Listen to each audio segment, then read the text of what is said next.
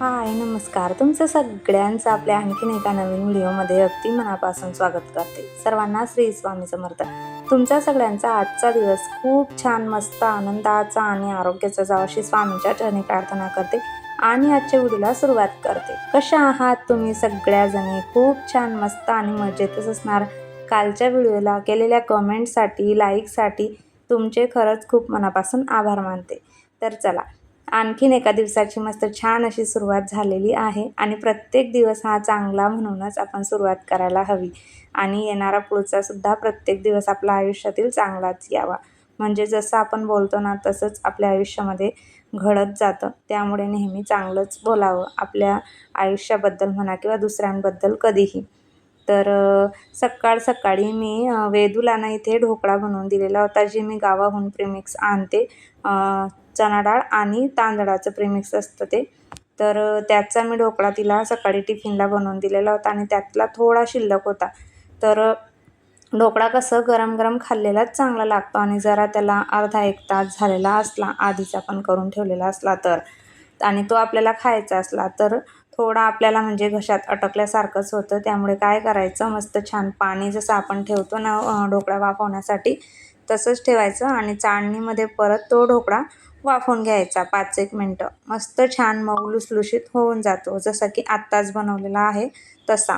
म्हणजे थंड न खाता तशा पद्धतीने जर करून घेतला ना तर मग छान राहतो. तर नाश्ता वगैरे केला आणि त्यानंतर चहा वगैरे काही ठेवलेली नव्हती. मस्त छान प्रोटीन पावडरच घेतलेली होती. तसं काही नाही आहे की डेली आम्ही दोघंही प्रोटीन पावडरच घेतो असं नाही आहे. मी सिद्धी आणि वेदून त्यांच्यासाठी ते बनवलेलं आहे. पण माझं कसं मूडवर असतं. कधी चहा जर मला वाटली तर मग मी चहा ठेवते आणि कधी वाटलं की चला आज प्रोटीन पावडर घेऊयात तर मग थोडंसं दुधामध्ये प्रोटीन पावडरही घेते. पण कधी-कधी वाटतं की आता चहा प्यावीशी तर मग मी चहा पण ठेवत असते. तर आज प्रोटीन पावडरच घेतलेली होती. त्यानंतर नाश्ता वगैरे झाल्यानंतर जो काही पसारा होता तो आवरला आणि स्वयंपाकाचं टेन्शन होतं की आता काय करावं स्वयंपाकासाठी. आणि उरसूर आपण ज्याला म्हणतो ना, आता सगळ्या भाज्या तर संपलेल्याच होत्या. थोडंसं भेंडी आणि गवार या 2 भाज्या थोड्या-थोड्या शिल्लक होत्या. जास्त नव्हतं, पण थोड्या-थोड्याच होत्या आणि एक केली तर ते पुरणार नव्हतं. त्यामुळे म्हटलं चला, आता दोघं भाज्या थोड्या-थोड्या का होईना आपण करून टाकूयात. तर त्यासाठी भेंडी कट करायला घेतलेली होती आणि सुरुवातीला आधी गवार निवडून घेतली. थोडीफार होती, म्हटलं रश्श्याची थोडी बनवून होऊन जाईल. आणि भेंडी ही एकदम थोडीशीच होती. तर ती मला ना अशी भरलेली भेंडी असते ना, आपण शेंगदाण्याचं कूट वगैरे टाकून भरून करतो चटणी वगैरे, तर तशी करायची होती. पण थोडीच होती खूप. त्यामुळे तेही काही मग कटच करून घेतली मी अशी नॉर्मल आपली आणि तशाच पद्धतीने म्हटलं जाऊ द्या. आता दोघं भाज्यांसाठी शेंगदाणे आधी भाजून घेतले आणि सेम आपण जसं चटणी वगैरे बनवून ठेवतो ना शेंगदाण्याची, लसूण आणि लाल तिखट टाकून, तशी नॉर्मलच चटणी करून शेंगदाण्याचं कूट टाकून ही भाजी करणार होती. आणि गवारची शेंग निवडायलाच खूप जास्त जड जाते. भाज्या आणायला काही नाही, ते निवडायलाही बराचसा वेळ जातो. त्यामुळे आधी गवार जर आणली की तिला निवडून व्यवस्थित ठेवावी लागते आणि मग बनवायला घ्यायची. आणि त्यातल्या त्यात पालेभाज्या असल्या ना की त्यांना जास्त निवडायला अजून तितका वेळ लागतो. अर्धा 1 तास त्या पालेभाज्या व्यवस्थित नीट वगैरे करण्यामध्ये आपला जात असतो. जितक्या म्हणजे त्या आपल्या सेहतसाठी चांगल्या आहेत ना, तितका वेळ त्यांच्यामागे व्यवस्थित बघून नीट कराव्या लागतात. पण चला असो. एका साईडला गवारची भाजी बनवलेली होती आणि दुसऱ्या साईडला भेंडी जी आहे ना ती उभी पातळ अशी चिरून घेतलेली होती. कारण अशी लांब पातळ जर केली ना चिरून तर सिद्धीला खूप जास्त आवडते आणि वेदूला भेंडीची भाजी आवडत नसल्यामुळे ती काय करते, जी चटणी असते ना शेंगदाण्याची ती खाते. भाज्या झाल्या दोघं बनवून आणि आता इथं सिद्धीने फुलके बनवायला घेतलेले होते. तर आज सिद्धी फुलके बनवत आहे. पप्पा आले वाटतं. छान बनवते, पण पीठच थोडं जास्त सांडलंय तिने, खाली सगळं पीठ झालंय बघा.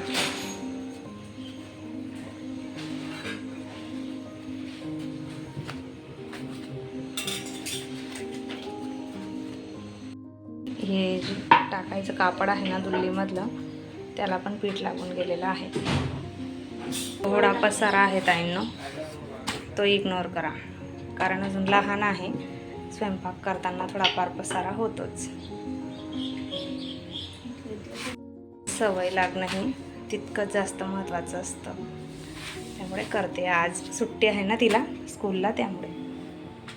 तर माझं थोडं व्हिडिओचं काम राहिलेलं होतं ना, ते मला करायचं होतं. तर चपात्या करणार होती मी, पण सिद्धी म्हटली की मम्मी आज मी करणार आहे आणि मी फुलकेच बनवणार आहे. तर म्हटलं ठीक आहे, कर तू मग, पण मी वाईजवर करण्यासाठी जात आहे. मग मला व्हिडिओचं थोडं काम आहे. मग तिने करायला घेतलेलं होतं. मी जोपर्यंत आली ना करून, तोपर्यंत तिचे दाखवले ना तुम्हाला तेवढे फुलके तयार करून झालेले होते. असं थोडं का होईना आपल्याला कामामध्ये मुलींची मदत जी आहे ना ती होत असते, आणि थोडं का होईना शिकणंही तितकं महत्त्वाचं असतं. कारण पुढे जाऊन शिक्षणासाठी कुठे बाहेर वगैरेही जावं लागतं. निदान डाळ-भात वगैरे तरी जमला पाहिजे. त्यामुळे थोडं का होईना सुट्टीच्या दिवशी एवढं तेवढं करत असते. तर चला, मस्त छान बनवले होते. तरी तिने एकदम बारीक होते आणि मस्त बनवलेले होते फुलके.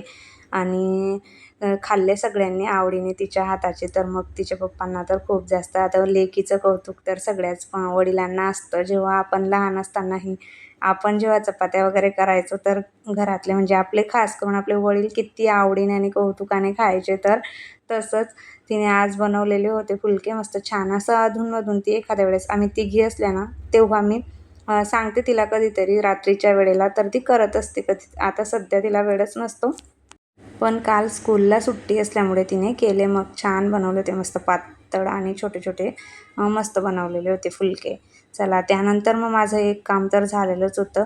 तेवढ्या वेळामध्ये म्हटलं चला आता भाज्या वगैरे ज्या आहेत ना, पूर्णपणे फ्रीज रिकामा झालेला आहे. आणि जेव्हा फ्रीज पूर्ण खाली झालेला असला ना, आठवड्यातनं एकदा मी व्यवस्थित असं त्याला पूर्ण प्रॉपर पुसून घेत असते. म्हणजे त्यातलं अजून काही शिल्लक असेल ना, तेही आपल्याला समजतं, किंवा ती वस्तू वाया जात नाही. तिचा व्यवस्थित वापर वगैरे होऊन जातो आणि फ्रीजसुद्धा नीटनेटका व्यवस्थित दिसतो. आणि एकदाच्या भाज्या वगैरे आणल्या गेल्या की मग परत पुन्हा फ्रीज भरला गेला की मग तो काही क्लीन केला जात नाही पटकन.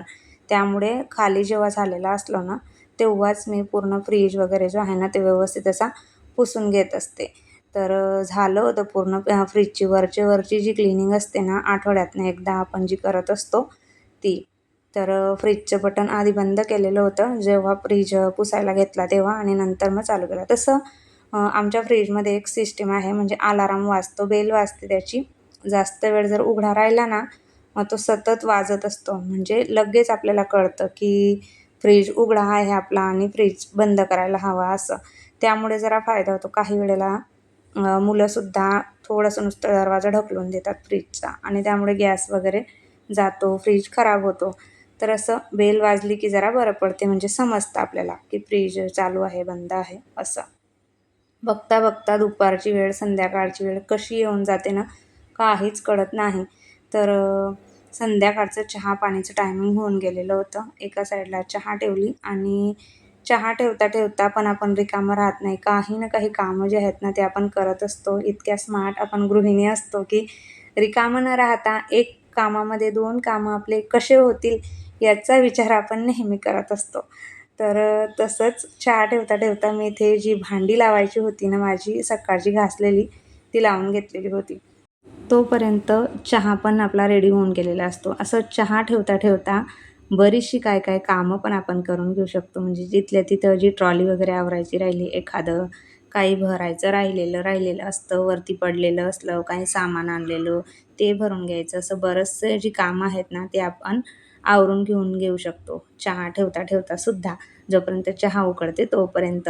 तर मस्त छान चहा वगैरे घेतला, आणि ह्यावेळेस मी दळण थोडं लवकरच दळून आणलेलं होतं. आधीचं होतं माझ्याकडे थोडं शिल्लक.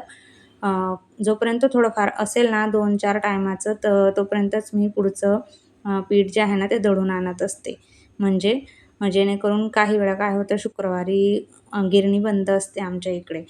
काही वेळेला काही पण प्रॉब्लेम होऊ शकतो. त्यामुळे 2-1 दिवसाचं जर शिल्लक असलं, तोपर्यंत मग मी गव्हाचं पीठ दळून आणते. आणि जसं दळून आणलेलं असलं, एक दिवस मी त्याला वरती तसंच ठेवते, झाकून देते त्याच्यावरती कापड. पूर्ण प्रॉपर थंड झाल्याशिवाय पीठ काही भरून घेत नाही. कारण जसं आपण गिरणीतून आणलं ना, तेव्हा ते खूप जास्त गरम असतं. तर दुसऱ्या दिवशीच मी त्याला दुपारच्या वेळेला भरायला घेते, म्हणजे संध्याकाळी चहा-पाणी वगैरे झालेलं असलं ना तेव्हा. कारण एकदाचंच किचन वगैरे आवरलेलं असल्यानंतर आणि सकाळी तर कामांची घाईच असते. त्याच्यामध्ये काही जमत नाही. तर हे जे झाड आहे ना कढीपत्त्याच्या इथलं, जे मी शोसाठीच लावून दिलेलं होतं ते, म्हणजे खूप आधीचं आहे. पण त्याच्यात काय होऊन जातं, त्या झाडाची ग्रोथ खूप जास्त होते आणि त्यामुळे ना कढीपत्त्याचं जे पोषण आहे ना, ते सगळं त्याला मिळत आहे आणि कढीपत्ता पूर्ण असा त्याची पानं झडायला लागलेली आहेत खाली. आणि आता उन्हाळ्यामध्ये पावसाच्या कमतरतेमुळे वाटतं मला, की खूप जास्त कढीपत्ता हे होऊन गेलेला होता. आणि हे झाड तर खूपच वाढत चाललेलं होतं. त्यामुळे खूप अडचण अशी झालेली होती. म्हटलं ते पूर्णपणे काढूनच घेते, म्हणजे त्या कुंडीतली जी जागा आहे ना वरच्या साईडची, ती जरा मोकळी होऊन जाईल आणि कढीपत्त्याला पुरेशी अशी जागा होईल, किंवा त्याला मी जे पाणी वगैरे टाकते ना ताकाचं किंवा डाळींचं वगैरे धुतल्यानंतरचं, त्याचं पोषण त्याला व्यवस्थित असं मिळेल. कारण हेच झाड इतकं जास्त मोठं होऊन जातं. मागेही मी एवढंच झाड पूर्णपणे तो कट करून घेतलेलं होतं आणि टाकून दिलेलं होतं आणि थोडंसंच ठेवलेलं होतं एकच फांदी. ह्या वेळेस मी तसंच करणार आहे. आता दुसऱ्या कुंडीमध्ये लावणार आहे त्याला, याच्यात काही लावणार नाही. कारण खूप जास्त मोठं होऊन जातं आणि कढीपत्त्याची वाट लागते त्यामुळे. तर दुसऱ्या एखाद्या कुंडीमध्ये लावेल त्याला आणि याच्यात फक्त आता आपला हा कढीपत्ताच राहू देणार आहे. वरचेवर थोडंसं त्याच्या फांद्या आहेत ना, त्या कट करून घेतलेल्या होत्या. खालून डिऱ्या वगैरे फुटतील त्यासाठी. पूर्ण काही कट नाही केल्या, थोड्या-थोड्या राहू दिलेल्या आहेत वरच्या साईडला. नाहीतर काही वेळेला ना खूप जास्त कटिंग जर केली ना झाडांची, तर डिऱ्या फुटण्यासाठी जागा नसली, तर झाड जळूनसुद्धा जातं. 2 गुलाबचे झाड जे आहेत ना, रोप आणलेले होते मी, त्यांच्या बाबतीत तसं झालेलं आहे. त्यामुळे कटिंग करताना मी थोडे तरी पानं त्याला व्यवस्थित असे राहू देते, की आजूबाजूला व्यवस्थित त्याची ग्रोथ वगैरे होईल अशा पद्धतीने, आणि मग त्याची कटिंग करून घेत असते. तर कढीपत्त्याची कटिंग करून घेतली, जेवढा वरचेवरती होता ना, तो स्वच्छ धुवून आपल्याला वापरतासुद्धा येईल. तर इतकं सारं जे गवत आहे ना, ते निघालेलं होतं त्या झाडाचं आणि बाल्कनीमध्येही घाण वगैरे होऊन गेलेली होती. थोडी माती वगैरे ह्या ट्रॅकमध्ये पडलेली आहे स्लायडिंगच्या, ते व्यवस्थित ब्लोअरनेच उडवावी लागेल आता, अशी काही ती निघणार नाही. तर त्यानंतर संध्याकाळी मला जरा बाहेर जायचं होतं. 2-3 वेळेस तुम्हाला व्हिडिओमध्ये मी दाखवलंच, की ती लेस वगैरे आणायची आहे मला, तेही घ्यायचं होतं.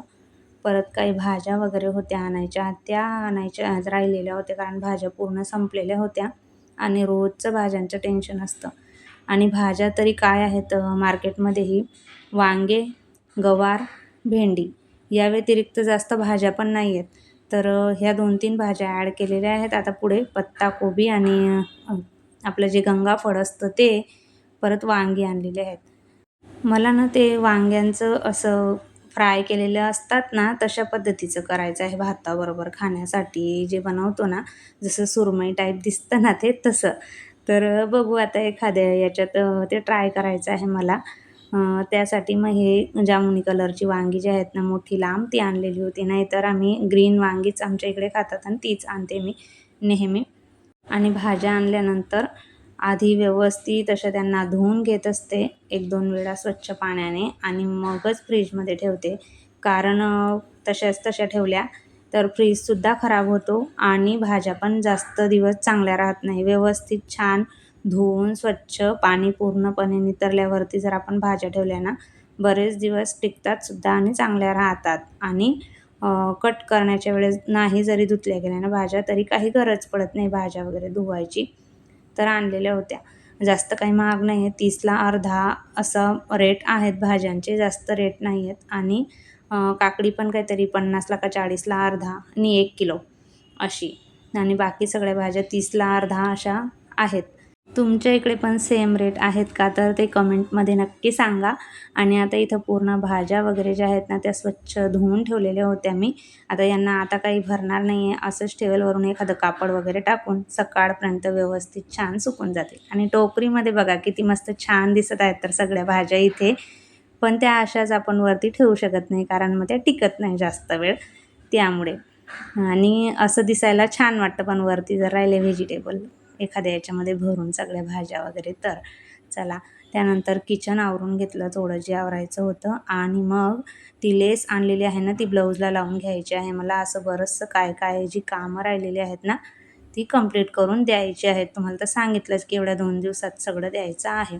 चला ताईंनो, कसा वाटला आजचा व्हिडिओ ते कमेंट करून नक्की सांगा. नेहमीप्रमाणे आवडला असेल तर व्हिडिओला लाईक करा, हाईप करा. पहिल्यांदा बघत असाल तर आपल्या चॅनलला सबस्क्राईब करा आणि आपले असेच रोज येणारे व्हिडिओ बघत राहा. श्री स्वामी समर्थ.